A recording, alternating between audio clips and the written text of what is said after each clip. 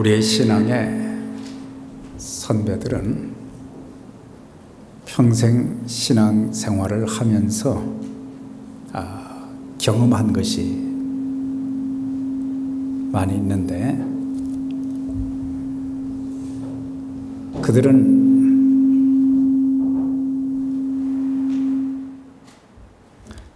기도에 대해서 이런 표현을 했습니다. 기도는 영혼의 호흡이다. 기도는 하나님과의 대화이다. 기도는 문제 해결의 수단이다. 기도는 하늘 보고를 여는 열쇠가 된다. 기도는 하나님의 능력이다. 기도는 심장이다. 심장과 같다. 그렇게 표현을 했습니다. 기도의 정의도 되지만 기도가 얼마나 그리스도인들의 신앙생활에 중요한 것인가, 그것을 가르쳐 줍니다. 호흡이 중단되면 사람의 생명은 끝이 나게 되는 것처럼 우리가 영적 생명도 기도하지 않으면 점점 약하여져 가고 죽어가게 된다. 그걸 또 가르쳐 주고, 우리는 기도를 굉장히 어렵게 생각하는데 사실은 사람들끼리 대화를 하는 것처럼 하나님과 나 사이에 내가 하나님 앞에 말씀을 드리고 또 하나님께서 내게 말씀하시는 쌍방간의 대화의 채널이 바로 기도다. 그렇게 볼 수 있습니다. 또 우리가 살면서 여러 가지 크고 작은 많은 위기와 위험들이 있지만 또 때로는 사방이 문이 닫힌 것처럼 뭔가 뚫고 나갈 수 있는 길이 보이지 않을 때 하나님 앞에 기도하면 또 하나님께서 길을 열어주시고 또 문제도 해결해 주시는 그런 역사가 있게 되는 것을 우리는 경험해 왔습니다. 뿐만 아니라 기도는 심장과 같다. 사람 몸의 심장이 참 중요하잖아요. 모든 지체가 다 중요하지만 심장처럼 중요한 기능이 어디가 있겠어요?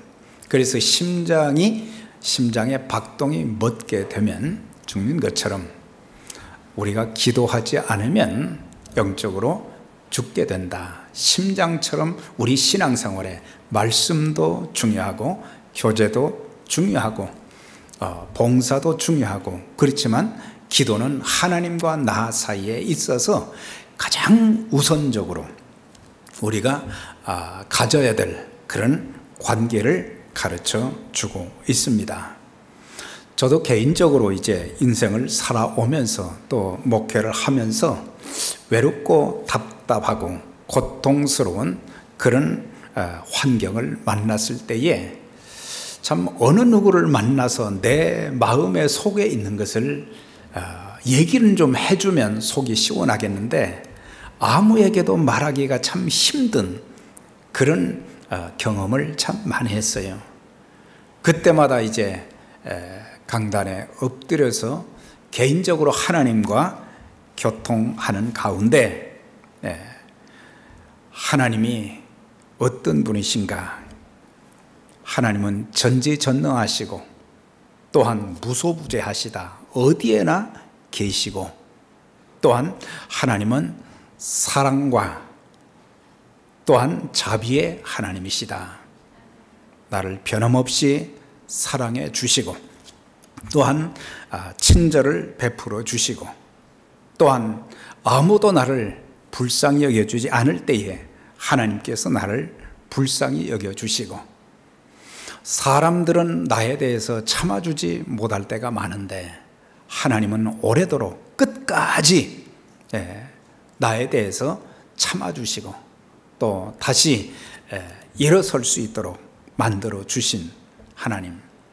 그래서 내가 하나님 앞에 잘할 때만이 아닌 때로는 하나님 마음을 아프게 해드리고 또 힘들게 해드리고 그럴 때에도 하나님은 변함없이 나를 대해 주시고 사랑해 주시는 그것이 있기 때문에 오늘까지 이렇게 살게 되고 또 하나님 앞에 쓰임받게 되었다는 이 사실. 때로는 그런 어려움이 있을 때마다 하나님 앞에 엎드려 기도하게 될 때에 하나님이 저를 참 많이 위로해 주시는 거예요. 다시는 일어설 수 없다고 생각했는데 하나님 나를 위로해 주시고 용기를 주시고 희망을 주시면서 다시 일어서라. 내가 너를 붙들어 줄 것이다. 내가 너를 떠나거나 버리지 않을 것이다. 그런 말씀으로 위로해 주시면서 예수 그리스도 안에서는 능치 못함도 없다 말씀을 해 주시고 또 큰 산과 같은 문제가 있을 때에 불가능한 그런 상황을 만났을 때에 문제도 해결해 주시고 또 불가능을 가능케 해 주시는 하나님이 이런 분이시구나, 하나님이 정말 나의 하나님이시구나, 그런 것들을 기도를 통해서 경험을 하게 해 주셨어요. 그래서 그리스도인의 신앙생활 속에 기도는 정말 중요한 부분이다. 우리가 이것을 알아야 되는 거예요.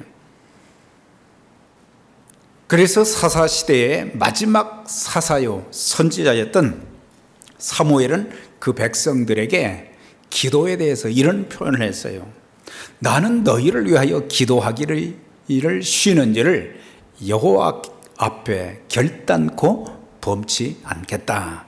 그래서 기도하지 않는 것, 또 다른 사람들을 위해서 마땅히 기도해 주어야 되는데 기도하지 않는 것은 그거는 죄와 똑같다. 그래서 우리가 윤리 도덕적으로 잘못된 그런 일도 많아서 회개하지만 우리는 기도하지 않은 것에 대해서는 회개 기도를 안 하는, 당연하다는 그런 생각을 가질 때가 참 많은 것입니다.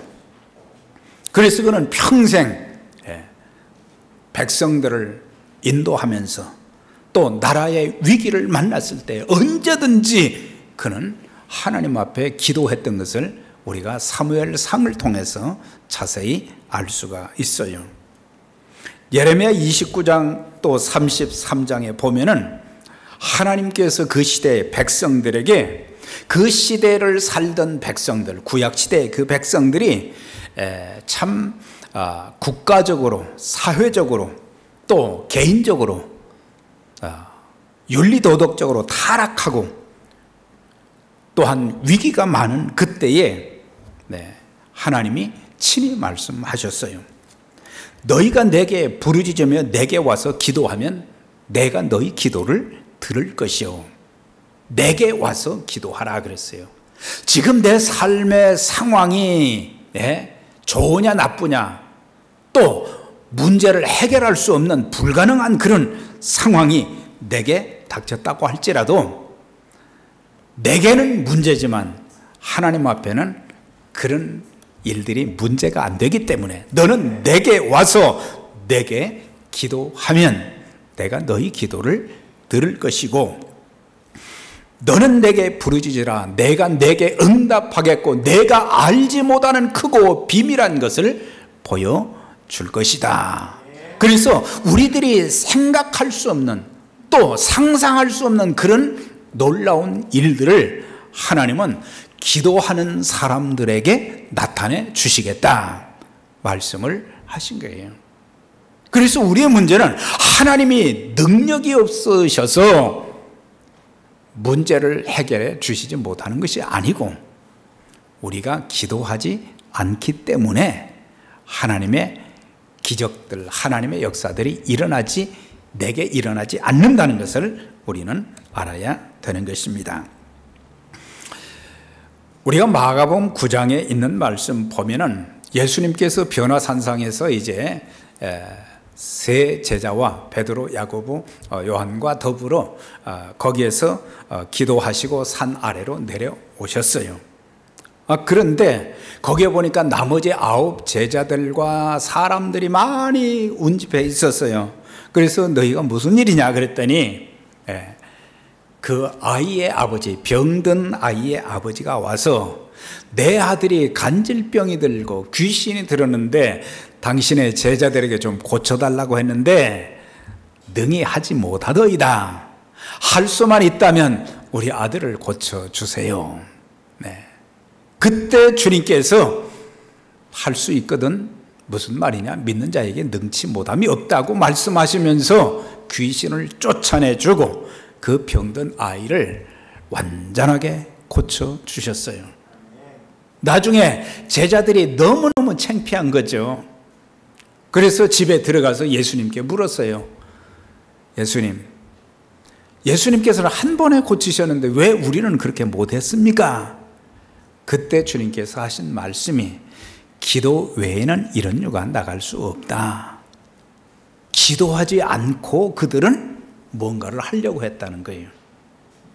기도하지 않고 하나님의 능력을, 하나님의 기적을 보려고 했어요.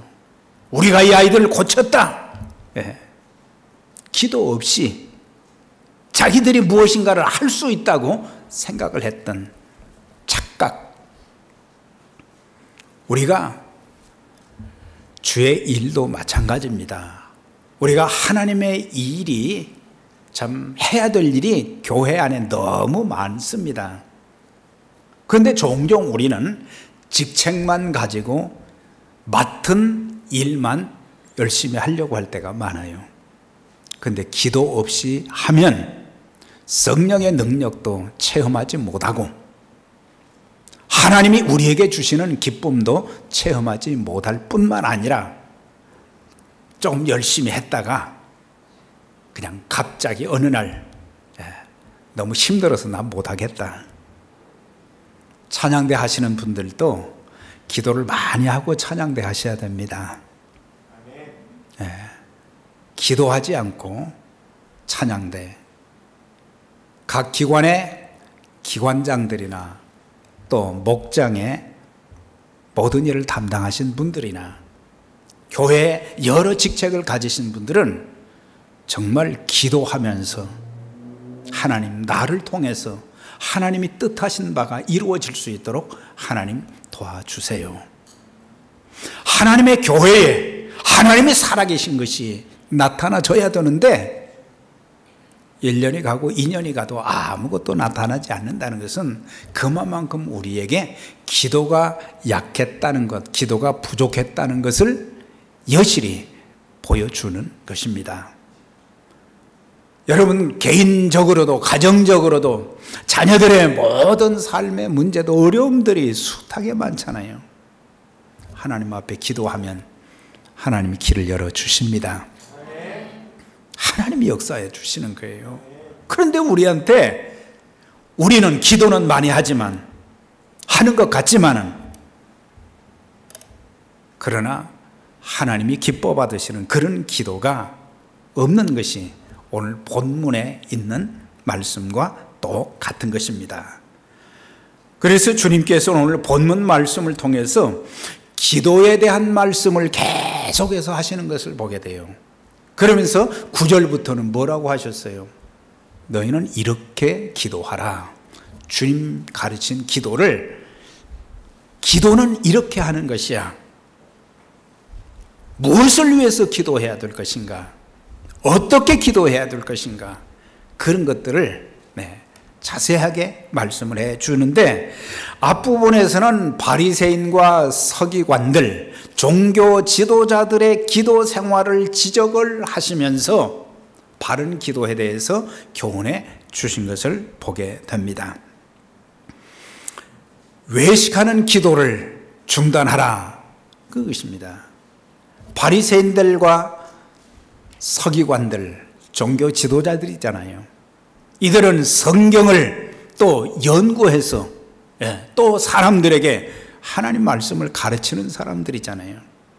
그런데 이들에게 기도는 있었지만 하나님과는 전혀 상관없는, 하나님께 기도한 것이 아니고 사람들 보라고 하는 그런 기도를 많이 했다고 하는 것입니다. 너희는 기도할 때에 위선자들과 같이 기도하지 말라. 그러니까 종교 지도자들처럼 그렇게 기도하지 말라는 거예요. 그들은 사람에게 보이려고 회당과 큰 거리 어귀에서 서서 기도하기를 좋아한다. 기도는 하나님과 나 사이의 개인적인 독대가 되는, 다른 사람들이 보지 않는 데서의 그 기도야말로 진실된 기도가 될 수 있는데, 종종 종교 지도자들처럼 큰 거리, 회당, 거기는 사람들이 많이 모이는 자리 아닙니까? 사람들이 많이 지나가는 그런 장소에서 이 사람들은 기도하기를 좋아한다. 그러니까 사람들이 볼 때, 야, 참 지도자들답다, 저렇게 기도하는구나. 그렇지만 하나님께서는 그런 기도를 지적을 하신 거예요. 외식하는 자의 기도라는 것은 하나님께 드리는 기도가 아닌 사람에게 잘 보이기 위한 기도를 말하는 것입니다. 많은 사람이 모이는 장소, 사람들이 많이 보이는 데서는 기도하지만 개인적으로 남들이 전혀 보지 않는 상황 속에서, 그런 장소에서 기도하지 않는다는 것을 말씀하시는 거예요. 오늘 여러분들도 마찬가지로 아무도, 다른 사람들이 볼 수 없는 한 주간의 그 삶 속에서 나는 개인적으로 하나님과 기도하는 시간을 얼마나 갖고 있는가. 식사하는 기도 외에는 우리는 기도가, 하루를 시작하면서 하나님 오늘 하루 지켜주세요, 축복해 주세요, 하는 일 잘 되게 해주세요, 그 정도에서 끝이 나지, 인격적인 하나님과의 그런 교제와 교통이 있는, 하나님의 성령의 인도하심을 받아서 하나님의 뜻대로 하는 그런 기도, 하나님의 일이 이루어지도록 하는 그런 기도는 사실 많지 않았다는 것입니다. 그래서 기도는 하나님과 나만의 만남과 교제의 수단이 되는 거예요. 그래서 우리가 개인적으로 하나님과 많이 기도하게 될 때에 하나님과 친해질 수 있는 거예요. 옆에 분들에게 하나님과 친하십니까? 한번 물어보세요. 모세는 참 하나님과 친했어요.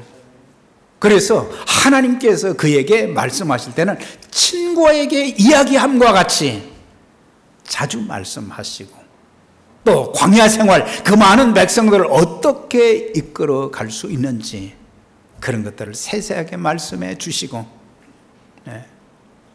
그래서 우리가 그런 기도가 없기 때문에 내 앞길 캄캄해서 답답해서 하나님은 우리에게 말씀해 주시고, 하나님은 우리에게 환경을 통해서도 길을 열어주시고 여러 가지 역사하시지만은 우리는 그것을 깨닫지 못할 때가 참 많은 거예요.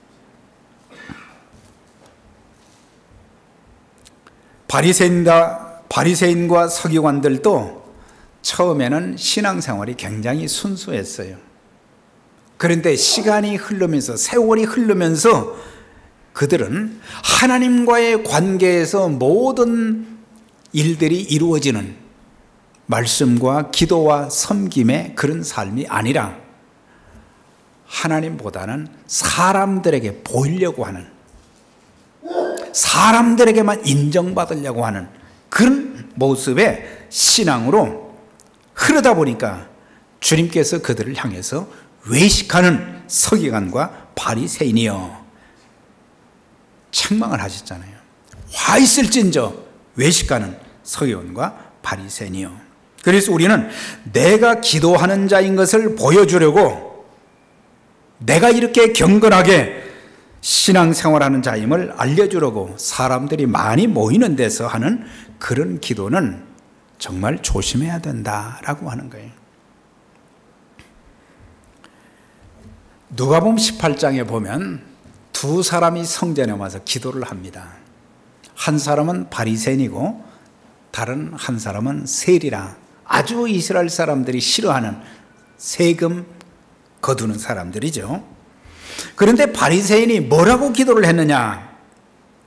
하나님, 나는 다른 사람들 곧 토색, 그러니까 나무겟을 빼앗은 그런 사람들, 불의한 사람들, 간음을 하는 사람들과 같지 않습니다.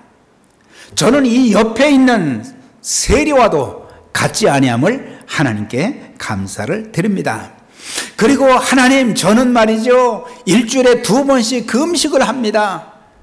하나님, 저는 소득의 11조를 제가 정확하게 하나님 앞에 드립니다. 이건 뭐예요?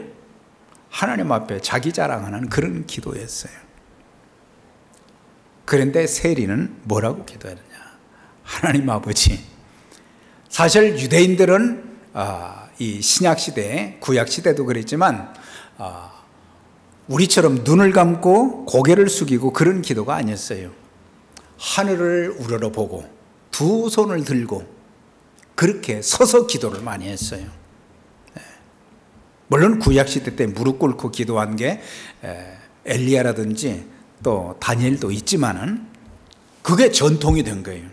그런데 이 세리는 감히 하늘을 우러러보지도 못하고 하나님이여, 나는 죄인입니다. 자기 가슴을 치면서 나를 불쌍히 여겨주세요. 나는 죄인입니다. 다른 기도 안 했어요. 나중에 두 사람의 기도를 들으시고 바리새인의 기도를 받으신 것이 아니고 세리의 기도를 의롭다고 인정하셨다. 하나님이 응답해 주셨다. 그런 말씀이에요. 그러니까 우리의 기도는, 우리의 외적인 태도보다 더 중요한 것은 우리의 마음이라고 하는 것을 우리가 알아야 돼요. 신앙생활도 마찬가지죠. 사람들이 주일날 보는 장소에서만이 아닌 여기에서 예배드리는 그런 마음으로 가정에 가서도 그렇게 살아야 되고, 직장에 가서도 그렇게 살아야 되고, 밖에서 사람들이 보든지 안 보든지 하나님의 자녀다운, 하나님의 종다운 그런 모습들이 보여져야 된다고 하는 거예요. 이엠 바운즈라고 하는 사람은 공적 기도는 짧게 할수록 좋고 사적인 기도는 길게 할수록 좋다. 그러니까 대표 기도하는 사람들이 강단에서 기도할 때는 너무 오래 기도하지 말고 개인적으로 기도를 많이 해야 된다. 그리고 대표 기도를 하기 위해서는 그 시간만 순서를 맡기 위해서가 아니라 사적으로 많이 기도하고 강단에 서야 된다. 그걸 말씀하는 거예요. 예배를 인도하는 사람도, 하나님 말씀 전하는 사람도 마찬가지죠. 이 1시간만을 위한 것이 아니라, 이 30분만을 위한 것이 아니라 평상시에 기도하면서 준비해야 된다 이 말이죠. 예수님 당시에 매일 오후 성전에서 희생 제사를 드릴 시간이면 나팔 소리가 울렸다는 거예요. 나팔 소리가 울려진 것은 이 시간에는 기도하는 시간이다, 그런 뜻이었는데, 그래서 사람들이 길을 가다가도 그 나팔 소리만 들으면 그 자리에서 이제 기도를 하는 거예요. 기도를 한다는 것이 굉장히 중요하지만 종교 지도자들은 사적인 기도는 없고 사람들이 많이 보는 나팔 소리가 울려 퍼졌을 때 거기에서 사람들이 보라고 기도를 많이 했다고 하는 거예요. 그래서 이런 사람들은 이미 자기 상을 받았다 그랬어요. 그러니까 이런 자들의 기도는 하나님이 듣지도 않으시고 응답도 안 해주신다, 그런 의미예요. 우리가 하는 기도마다 하나님이 받으시고 응답을 해 주셔야 되는데, 물론 어떤 건 즉각적으로 응답해 주시고 어떤 건 오래 기다릴 때도 있고 그러지만은 사람들에게 인정, 칭찬을 받았기 때문에 하나님께서 그들에게 주실 것이 없다, 그런 얘기예요. 이게 가장 비극이에요. 또 하나님께서 그 기도를 듣지 않으신다고 하는 그 뜻은 기도 응답도 없다라고 하는 거예요. 여러분들이 예수 믿고 나서 구원 받은 거, 천국 가는 거, 우리는 그 정도만 그냥 알고 확신하고 있지, 내가 매일의 생활 속에서 하나님과 나와의 바른 관계를 통해서, 기도를 통해서 내 삶에 여러 가지 크고 작은 많은 일들, 또 내가 교회를 위해서 눈물로 기도하는 것, 또 이웃을 위해서 기도할 때에 내 기도가 하나님이 받으시고 역사해 주신 그 간증들이 좀 있어야 될 것인데, 기도 응답의 간증, 구원의 확신에 대한 간증도 중요하지만 기도 응답에 대한 간증도 사실 우리에게 있어야 되는데, 여러분들 말하라고 하면 어떤 것을 간증하겠어요? 하나님 내 기도를 이렇게 들어주셨다. 자, 옆에 분들에게 기도 응답의 간증이 있으십니까? 네. 종교인들은, 바리새인들, 서기관들은 그런 게 없었어요. 성경 지식은 있었지만 그게 없었어요. 이제부터라도 우리 모두는 내가 기도해야 되겠구나, 기도해야 내가 살겠구나, 기도해야 내가 우리 가정이 살겠구나, 기도해야 또한 사업이 살겠구나, 기도해서 이제 주의 인도하심을 받지 않으면 안 되겠구나, 그렇게 해서 우리의 전보다는 더 많이 엎드려 기도하는 분들이 다 되시기를, 또 응답받는 간증이 있는 분들이 다 되시기를 주의 이름으로 축원합니다. 7절에 보면은 두 번째는 중언부언하지 말라 그랬어요. 기도할 때 이방인과 같이 중언부언하지 말라. 그들은 말을 많이 하여야 들으실 줄 생각하느니라. 그러므로 그들을 본받지 말라. 구하기 전에 너희에게 있어야 할 것을 하나님 너희 아버지께서 아시느니라. 세 가지 것을 여기서 말씀을 해 주었어요. 하나는 뭐예요? 중언부언하지 말라. 그러니까 이방 종교를 가진 사람들은 자기 신에게 자기의 뜻을 이루어 달라고 주문을 수도 없이 외치는 거예요. 옛날에는 구약시대 때는 바알 종교를 가진 사람들이 바알이여 바알이여 하루 종일 바알만 외치는 거예요.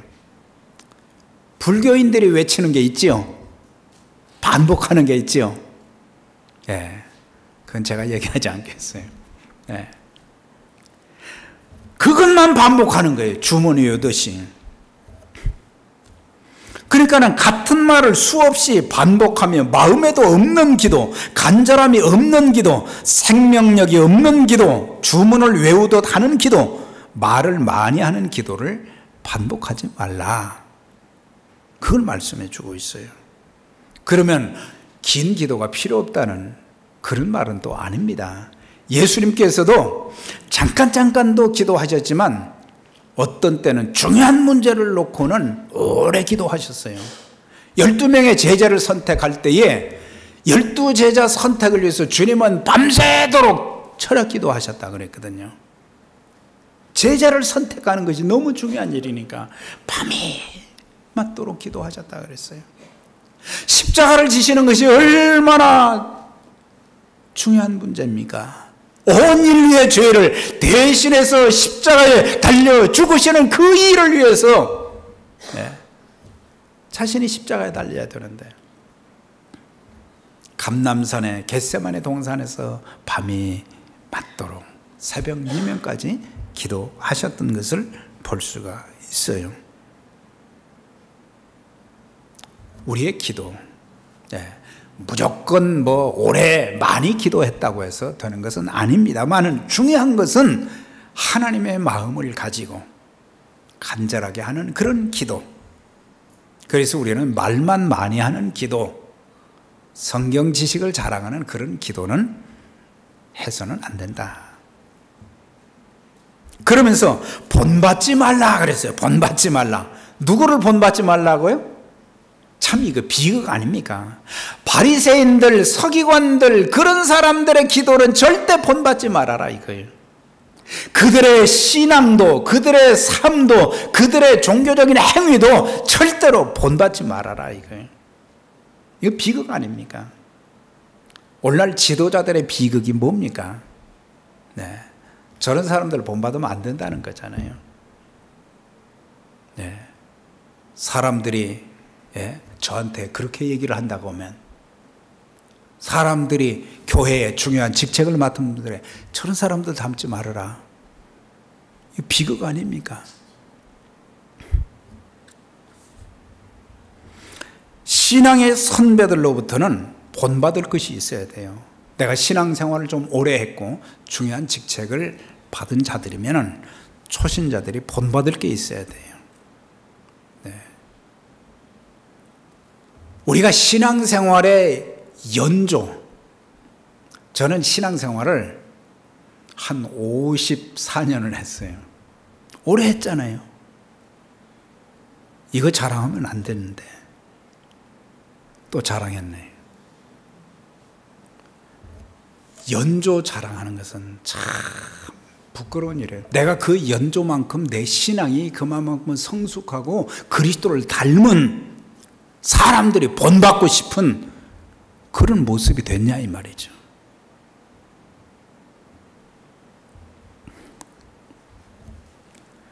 우리의 자녀들이 부모에게서 뭘 본받을 수 있을까? 한번 생각을 해보셨습니까? 우리의 자녀들이 아버지, 어머니에게 신앙적으로 뭘 본받을 수 있을까? 그래야 자녀들이 나중에 신앙생활을 잘하게 되고 복된 삶을 누릴 수가 있는 거예요. 부모가 잘못 신앙생활하면 자녀들이 그걸 보고 배우는 거예요.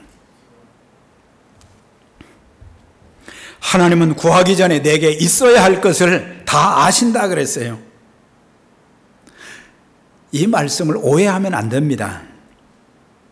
이것은 우리가 기도하기에 앞서서 가져야 될 신앙적인 지식을 말하는 거예요. 다시 말하면 하나님은 전지전능하시고 인격적인 분이시기 때문에 우리의 형편과 처지를 잘 아시고 계신다고 하는 뜻이지, 이미 하나님이 다 알고 계신데 무슨 기도가 필요하느냐, 그런 뜻이 아니라는 거예요. 네. 알고 계시지만 우리의 형편, 우리의 지금 처한 상황을 다 알고 계시지만 기도해야 되는 거예요. 에스겔서 36장에 그 말씀이 있어요. 하나님께서 이스라엘 백성들에게 약속을 하셨어요. 이제 바벨론에서 해방시켜 줄 것이다. 너희가 예루살렘으로 돌아가게 될 것이다. 예루살렘에 사람이 많아질 것이고 사람 살 것이 될 것이다. 엄청난 약속을 해 주셨어요. 그런데 그 다음 말씀이 있어요. 그리하여도 너희가 기도하여야 할지라. 그 말씀이 있어요. 하나님은 그런 계획을 가지고 계시지만 하나님은 기도하는 사람들을 통해서 그 일을 이루어 주시겠다고 하는 거예요. 네. 하나님 내 형편 다 아시겠지? 네. 거기서 끝나면 안 되는 거예요. 하나님과의 기도를 통해서 교제하고, 그리고 내 속사정을 다 아렸을 때 하나님께서 구하는 자들에게, 그래서 마태복음 7장 7절 이하에 구하라, 찾으라, 두드리라, 그 말씀하신 거예요. 기도해야 된다고 하는 거예요. 네. 목회자가 기도해 주겠지, 안수 집사님들이 기도해 주겠지, 권사님들이 기도해 주겠지. 내가 기도해야 됩니다. 물론 그분들을 통해서도 하나님이 역사는 하지만은, 네, 내가 기도하지 않으면은 하나님과 나와의 인격적인 관계, 신뢰 관계가 이루어지지 않고, 하나님은 다른 사람들을 통해서도 일하지만 나를 통해서 일하시기를 더 기뻐하시는 거예요. 그걸 알아야 돼요. 나를 통해서. 그래서 주님은 너희가 악한 자라도 좋은 것으로 자식에게 줄 알거든 하물며 하늘에 계신 너희 아버지께서 구하는 자에게 좋은 것으로 주시지 않겠느냐. 좋은 것 중에 최고 좋은 건 성령이시죠. 누가복음에는 성령으로 나왔어요. 가장 좋은 것은. 성령님뿐만 아니라 많은 것으로 하나님이 가장 좋은 것들로 하나님이 참 축복해 주신. 그래서 기도를 쉬었을 때에 내 삶이 금방 표가 나요. 그래서 정신 차리고 또 엎드리는 거죠. 그러면서 주님이 외식하는 기도는, 중언부언하는 기도는 중단하고 이제 은밀하게 기도하라. 그 말씀을 6절에 했잖아요. 너는 기도할 때 내 골방에 들어가 문을 닫고 은밀한 중에 계신 내 아버지께 기도하라. 은밀한 중에 보시는 내 아버지께서 갚아주실 것이다. 그러니까 사람들 보는데 잘하는 척하지 말고 아무도 보지 않는 그런 상황 속에서, 그러니까 골방은 뭐예요? 구석진 방이고 사람들이 잘 알지 못하는 방인데 거기에다 문까지 닫고 기도하라는 거죠. 이런 자의 기도는 하나님께서 응답해 주신다. 다니엘서 6장 10절에 보면 다니엘의 기도가 나옵니다.